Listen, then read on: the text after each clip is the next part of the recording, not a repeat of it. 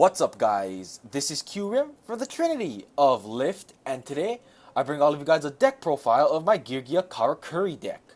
So, a couple of you guys actually requested this specific variant of Geargia back in the old pure Geargia deck profile, so I decided to playtest with this variant a little bit, make a list, and bring it all to you guys. So let's get right into this. Starting off, we have the 3 Geargia armor. He is our searcher of the deck, as whenever he is flipped face up, I can search one Geargia monster from my deck and add it to my hand. So essentially, he gets us our combo pieces whenever he is flipped. So we have to have 3 Geargia armor so we can have the consistency in this deck. Next up, we do have the 3 Geargia Accelerator. Geargia Accelerator is essentially our rank 4 spammer, or our synchro spammer, because he is one of our combo pieces, as whenever we do have another Geargia monster face up on the field, we can simply special summon him in defense mode. So it really helps us, again, spam our monsters out from our extra deck, and we have to run them at 3 just so we can have those big plays.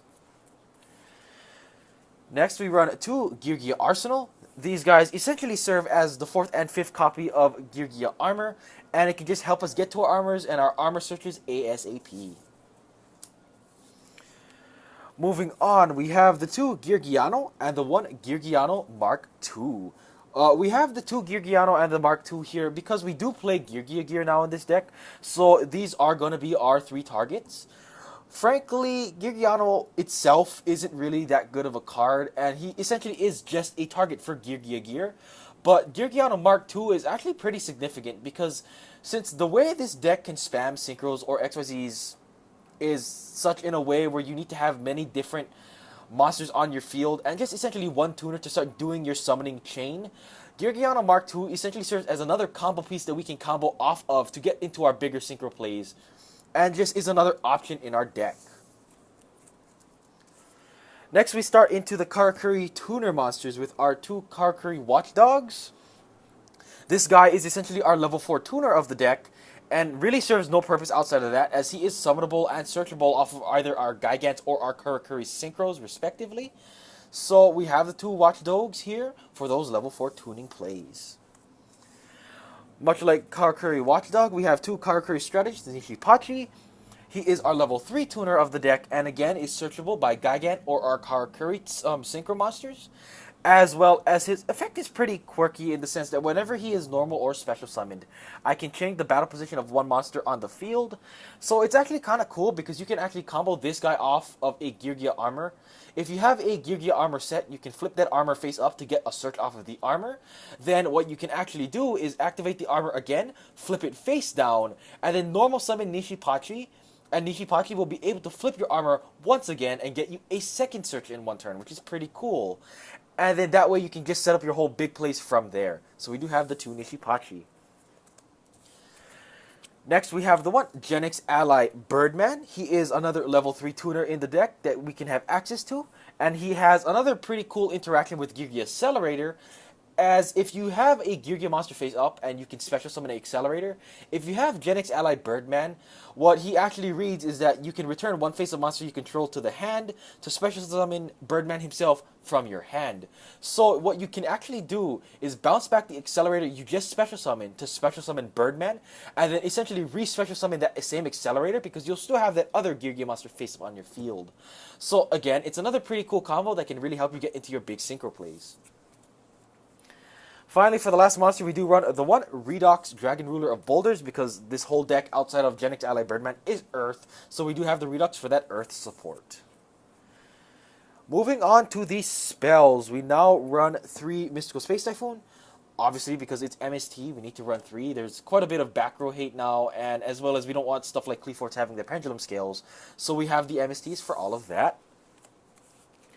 Then we have 3 Upstart Goblin. This is here because this is a very combo-based deck, so we want to see our combo pieces as soon as possible. So having the 37-card consistency within our deck is always great. Then we have the 1 Soul Charge, because we do throw stuff in grave quite a bit, actually, because either we're going to be detaching a lot of XYZ materials or using a lot of monsters for synchros. So having the Soul Charge to get all those monsters back and make even more ridiculous boards is always good. Then for the last three spells, we have just the power one-ofs. We have the one Snatch Steal, the one Raigeki, and the one Book of Moon. Book is Book. It's a great defensive and offensive card. Raigeki is here because we like to clear our opponent's board because this deck can OTK pretty darn consistently. So we have the Raigeki to push for our OTKs whenever we can. And then we have the one Snatch Steal because stealing our opponent's monster and then syncing up with them is pretty cool. So that is now finishing off the spells. Going on to the traps, we start off with the one Geargia Gear. Like I said with the Geargianos, we have the Geargia Gear here to usually summon those two Geargianos from our deck. And essentially this is a one-card Gear Gigant X, or at least start off our Geargianos so we can have a synchro play next turn if we do have a tuner already in hand. So our Geargia Gear is just really another combo piece for us. Next we run a 3, Call of the Hunted. Much like I said with Soul Charge, we do throw our monsters into our grave pretty quick because our combo plays will usually be synchroning up with our monsters and we'll be constantly dumping them into the grave. Or we'll be overlaying with our monsters and detaching materials. So we'll usually want to get our monsters that we detach or sync up with back somehow so we can continue our plays. So we do have the 3 Call of the Hunted just for that. Next, for the next 3 of Trap, we do run 3 Vanities Emptiness. It's the darn good floodgate, honestly, because, well, vanities is vanities. Your opponent can't play Yu-Gi-Oh! And if you can set up your big, huge boards and your established boards and then flip vanities underneath it, holy crap, your opponent will have a very difficult time getting around it without the Raigeki or the Dark Hole. So we have the 3 vanities. Next we have 2 Mirror Force, because it's actually getting quite relevant again. Frankly, because Clees are still pretty darn popular in this meta, as well as things like Yosenjus really ruin your day. So having the Mirror Force for those decks, as well as just general defense, is always nice. Then we have the 2 Trap Stun. Again, this is a combo-based deck, and we want our plays to go off, so we don't want to get bottomless or compulsed or anything like that. So we have the Trap Stun to ensure that our plays can go. And then finally, for the last 2 traps, we do have the one Bottomless and the one Compulse. Again, staples, really, we have to run them. So that is it for the main deck. Moving on to the extra deck, we start off with 2 Karakuri Shogun Burrito. So Burrito is our level 8 Karakuri Synchro that we will be going into. And his effect is actually pretty relevant because whenever a Karakuri switches its battle position on your field, you literally get to just draw 1 card. So a lot of the Karakuri monsters, the Nishipachi as well as the Beret, which you'll see in a second, all have some kind of effect that deal with changing battle position. So you can abuse Burrito quite often, and the thing is, you'll usually be summoning 2 of him out whenever you do your big combos. So if you do switch 1 Karakuri monster's battle position, you can get a free +2, which is pretty neat. So we have the 2 Burrito. Next up, like I said, we have the 2 Beret. Beret is much like Burrito, and I should actually mention that both Beret and Burrito have the effect of whenever they're synchro summon, you can special summon a Karakuri tuner from your deck. So you guys can kind of see how the whole combo will get, because if you can spam enough Geargia monsters on field and then have 1 Karakuri tuner to tune them all up, you can essentially keep spamming tuners to keep synchroing up with each individual Geargia monster you might have on board to make your huge synchro boards like this.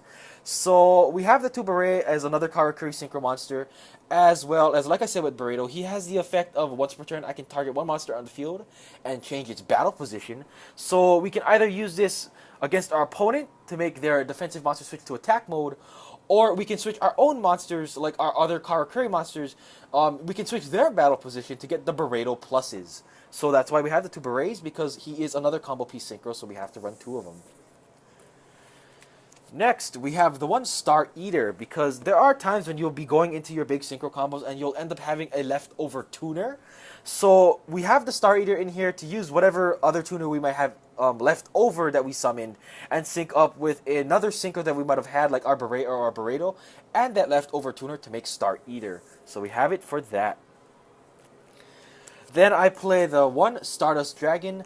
The reason why I have Stardust over Stardust Spark Dragon in this deck is because you, instead of having a specific protection effect like what Spark Dragon has, I'd rather have Stardust Dragon in this deck because firstly, the attribute doesn't matter because this isn't Chaos Dragons. So it can be wind. So I really don't care what attribute it is. So thank God Stardust is a wind, I guess you could say.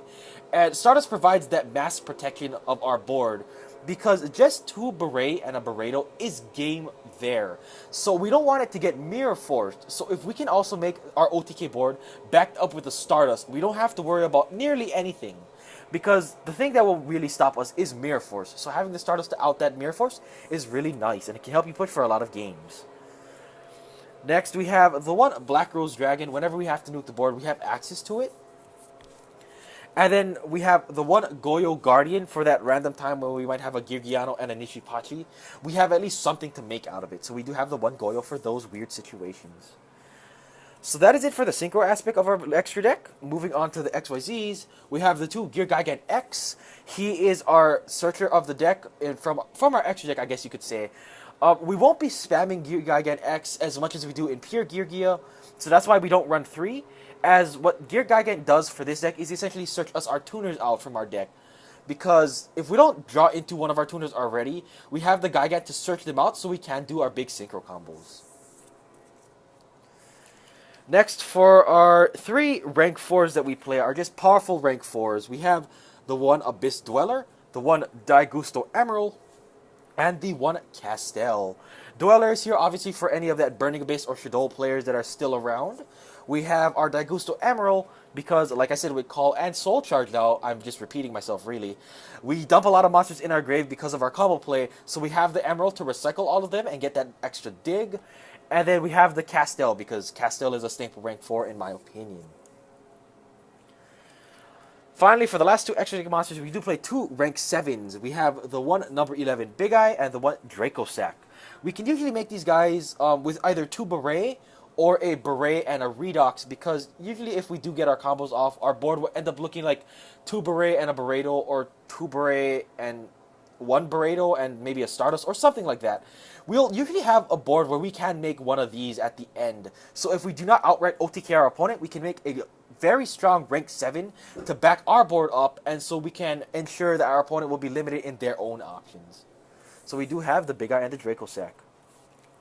And then obviously because we play the Draco Sack, we have to have tokens. We have our 4 sheep tokens because I cannot afford the Mecha Phantom Beast tokens. But oh well, these work just fine, I guess. Well, alright guys, that is it for my Geargia Karakuri deck profile. I hope you guys did enjoy this video, and please tell me what you guys think of this list down in the comment section below. And as always, this is QRem from the Trinity of Lift, and I'll see you guys later. Peace.